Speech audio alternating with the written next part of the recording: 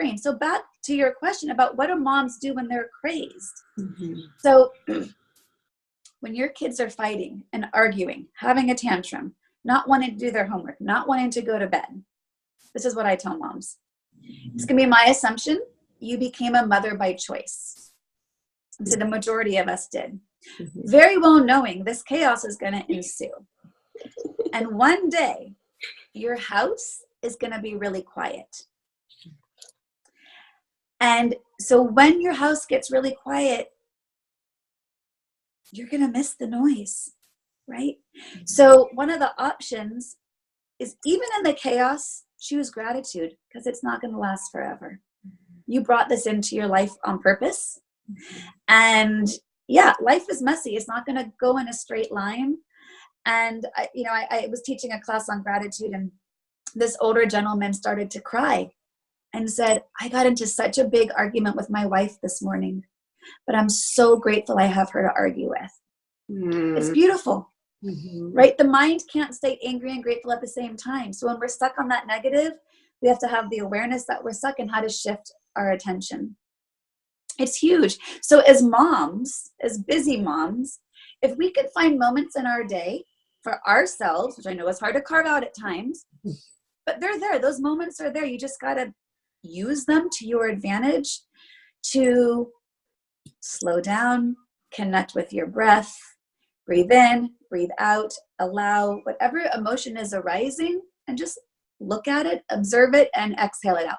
Mm-hmm. Just because a thought's there doesn't mean you have to believe it, right? Just because the emotion's there doesn't mean it has to take over.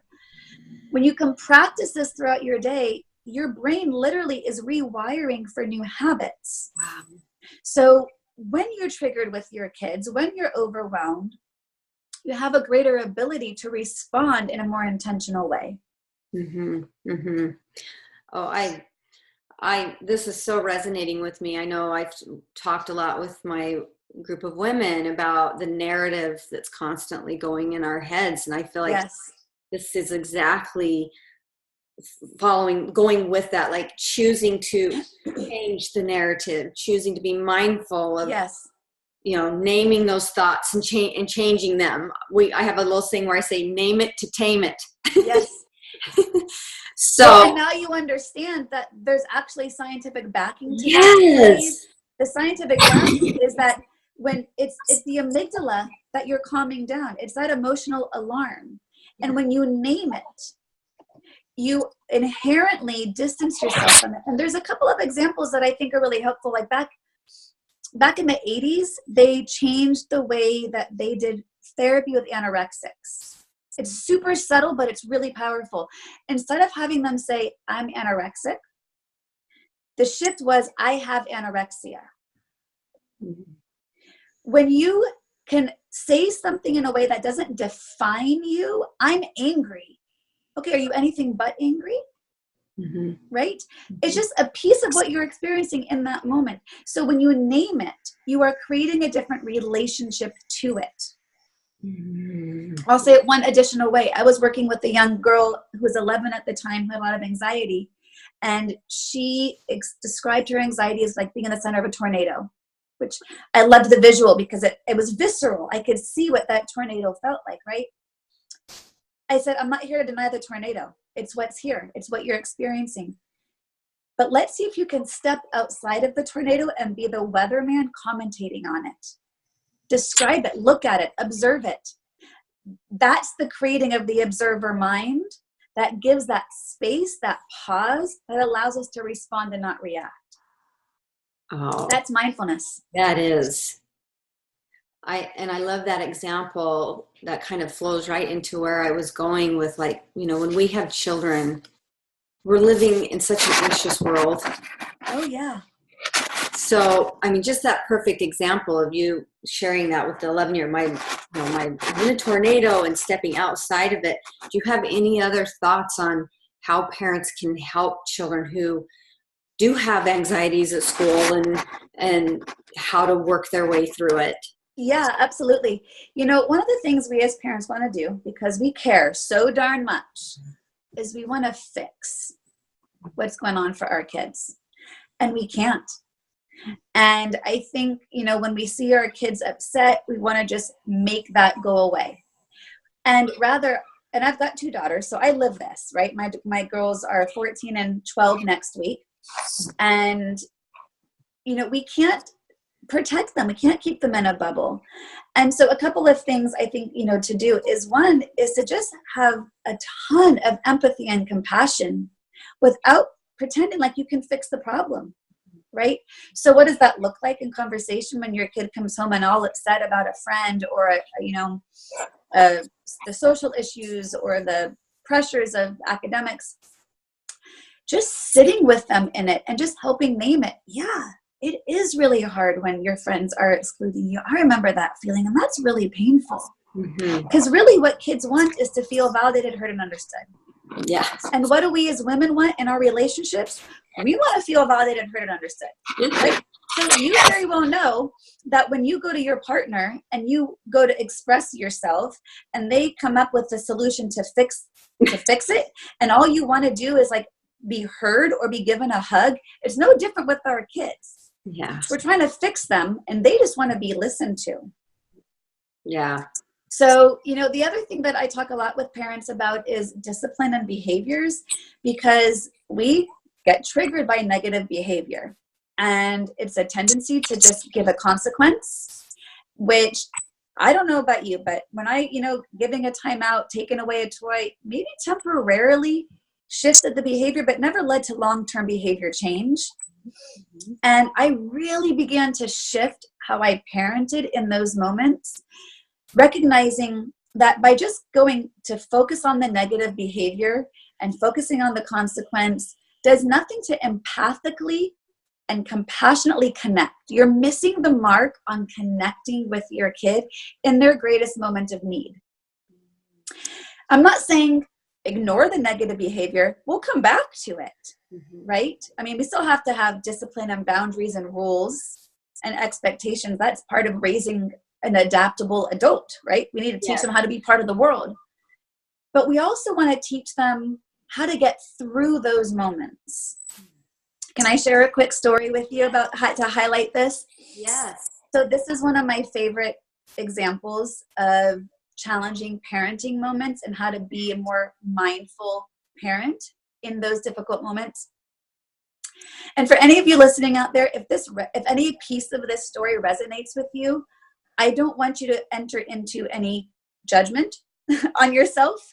I want you to recognize you're human. But I also want to bring awareness to the ability to parent with greater presence, compassion, empathy, calm. So here's the scenario. And this actually is a true story of a client from years ago.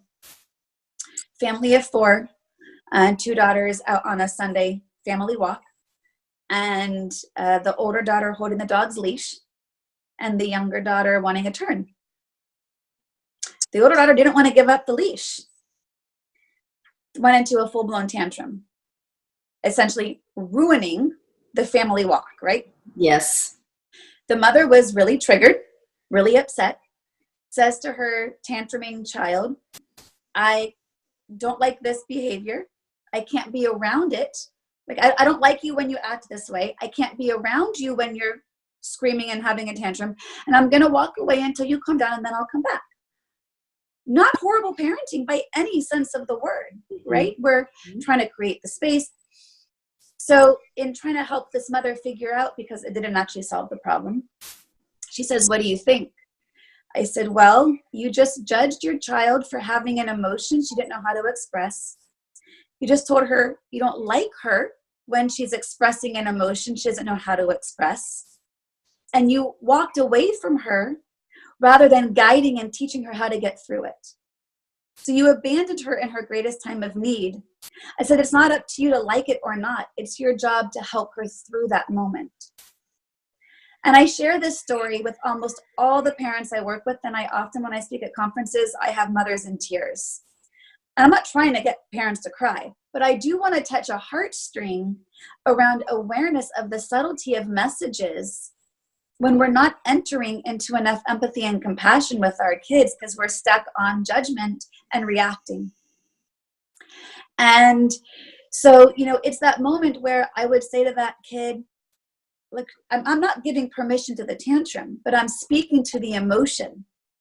Wow, it is so overwhelming when you have to share. Wow, it is so hard for you to give up your turn. I've had times like that in my life. I totally get it. So we're naming what's happening to them. Name it to tame it for the kid, right? So we're naming their experience, and now what do they feel? Validated, heard, and understood. Yeah, mom, you get it. So when you can compassionately connect in that moment of your kid's greatest need, that takes a lot of our own practice of our own non-reactivity, our own non-judgment, our own presence, our own centering, which is going to come when we can practice these skills off the cushion, right? Yes. Right? So it's an example like that where the subtlety of responding versus reacting is really highlighted, right? She's not a bad mom by any means. The message is unskillful for long-term creation of connection and keeping that door of communication open. Wow. Because guess what happens when that kid is 15 and she has some really strong emotions? What is the message she's learned? My mom only likes me when I'm happy. She wants to be around me when I'm only feeling good. And if I'm not, she walks away. So guess what that kid's going to do? Not going to communicate when anything real is going on. So that to me is a crux of mindful parenting. I could see it's touching your heartstrings. You get that. Yes. That hits a lot of heartstrings. Having, I have 5 kids, and I'm sitting here thinking, wow, I should have done a lot of should have. Stop shitting on yourself. Yes, right? I love that. Entering into judgment or ruminating in the past doesn't serve anything but to keep us stuck. Because remember the negativity bias, we're going to stay stuck on that. Yeah, true. So this is where we can counteract the judgment with compassion. Compassion of parenting is really hard. Parenting is really, really hard work, and there's no rule book for it. It's so I want to write one, by the way. Yes, I think you should. I mean, you just really touched me. That was a really perfect little explanation. Painted the picture of. Yeah. That was actually really a touching teaching moment. Oh, good. I'm so glad. And that's why I tell it, because it's so ubiquitous in our reactions and how they just don't serve us long term, and ultimately don't serve the parent-child relationship. And the same could be said for the spousal relationship, right? And when we can momentarily put aside the negative behavior and enter through curiosity, gee, I wonder what's going on for you. And let me tell you one last thing about that piece with the mindful parenting. If you ask a kid what's wrong, what are they going to say? I don't know. Because honestly, they don't know. They're not taught how to name and communicate their emotions. We're not taught that. So what I like to guide mothers into doing is to be curious and have a inquiry process of, gee, I'm wondering if you're feeling jealous, fill in the blank. If you're hungry, if you're overwhelmed, I wonder if you're tired. Gee, I wonder if your feelings were hurt. Whatever it is.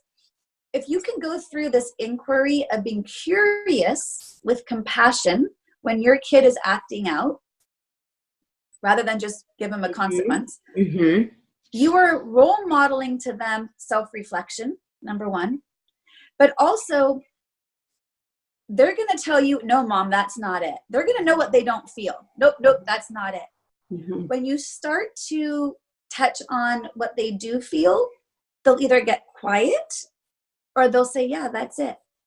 Wow, now, once again, they'll feel validated, heard, and understood, because you haven't reacted to a behavior. You'll go back to the behavior, believe me, right? You'll give a natural consequence when there needs to be one. But I've done this with my kids, Trina, and I've got a 14-year-old. And let me tell you, my entire parenting shifted when I started practicing these tools. I could not be closer with my girls than anything. And they're still teenagers, and that doesn't mean that they don't act out. That doesn't mean that I don't get reactive. Yeah. But we're all still human. Yeah. But my skill is what I've practiced. And as a result, we're really close and open communication, because she knows I'm not going to judge. I'm there. I'm present. I will, have compassion, empathy, be listening with an open heart and an open mind. And I'm not just throwing around consequences because of, a little minor thing. It's not about a hierarchical power. Yeah. And it's not a democracy either. Don't get me wrong. Yeah. But it's about teaching the emotional regulation, the emotional awareness, and that all comes from the root of mindfulness practice. Well, this is so connecting. I just recently had to do a talk on depression, and just kind of a personal level. And I watched a TED Talk that talked about how it was a therapist like yourself, how we're so concerned with our physical bodies, taking care of our physical bodies, our physical hygiene, everything. He goes, what are we doing to teach our children emotional hygiene, how to handle emotional? And this just like all parallel. This just 100%. Yes, it's amazing. Amazing. So I hope this gives the ladies who are watching some really good tools. And I'm happy to continue to be a resource in mindfulness, because I think it's skills that we need to cultivate. Oh. And the new book that you mentioned that I just had came out, it's called Mindfulness, It's Elementary. It's a 12-lesson guide in guiding a child through mindfulness practice. And there's a lengthy introduction. So someone who doesn't have their own practice wouldn't, it gives a good solid basis of understanding. Excuse me. And so they could have a script to lead someone through a practice. And it'd be great for parents and kids to do together. Oh. Make it a joint practice. Oh, I love that. I love that. Well, first, thank you. You're very welcome. So much. I have learned so much, and I have all these things clicking in my mind, all these connecting. Yes. And the fact that you explained the way the brain is working, and I'm normal. And that's why that's really why I explained it in such depth, because I want people to understand, oh, wait, my mind is doing exactly what my mind does. Yeah. My brain is human. There's nothing wrong with me. There's nothing I have to fix. Yeah. Right? We're all wired differently, but we can understand that basis. We now are empowered to work with it, not having it be against us. Oh, I love it. I want to just end with, I loved what you said, practice the pause. I think if we can do that in our lives on a daily, almost could be moment to moment basis, depending on our stress level. But it kind of follows. I would love for you just to end on, I know you have an ABCs of mindfulness. Yes. And I think the pause is in that a little bit. And so would you share what the ABCs of mindfulness is? Yeah, I love simple ways of explaining things, because I think the easier, if it's simple for me, I'm assuming it's going to be simple for someone else. So the ABCs of mindfulness is, as I've defined it, this is what I've come up with, is awareness, breath, choice. That number one, it's all about awareness. You can't change what you're not aware of. So you have to be aware of your triggers. You've got to be aware of your reactions, aware of the emotions, the thoughts that are coming up inside of you, aware of when your mind has wandered and you need to bring it back. Then you take the breath. That's going to calm down the brain. Remember, literally calms down the brain. It's going to calm down the body. If you can say the words breathing in, breathing out inside your mind can't be distracted and have a thought at the same time, because you're giving your mind a task to focus on. So breathing. Now that you've calmed down the brain, calmed down the body, now you've got a choice. I can go back and being stuck, which is familiar, it's habit, it's pattern, but it's not working for me. Or I can create a new choice, right? Somewhere that's going to get me to where I want to be. I love this. It's about choosing to live with intention. Yes. Right? Yes. That's the name of the game. It really is. Which is why I define it, awareness, attention, intention. If you can have greater of any of those three things, your life is going to be a lot easier, because you have the ability to respond, not react to what's arising. I mean, that's really what it comes down to. Yeah. Oh, this has been a valuable few minutes with you. Oh, good. I'm so glad. I am so grateful. I am so grateful. And like I said, I will add all of your how people can get in contact with you, because you do offer mindfulness. Like, they don't need to be in your area, correct? No, not at all. I'm getting more of that up online. So that's okay. Perfect.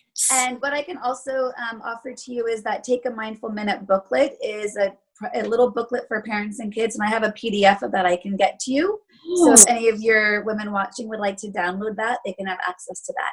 Oh, that would be great. That would be awesome. I would love to share that with them. Great. Joree, you have been so kind. Oh, I'm so glad. Thanks for having me. Yes, it has been great. And I look forward to more conversations with you. Absolutely. Okay, thank you so much.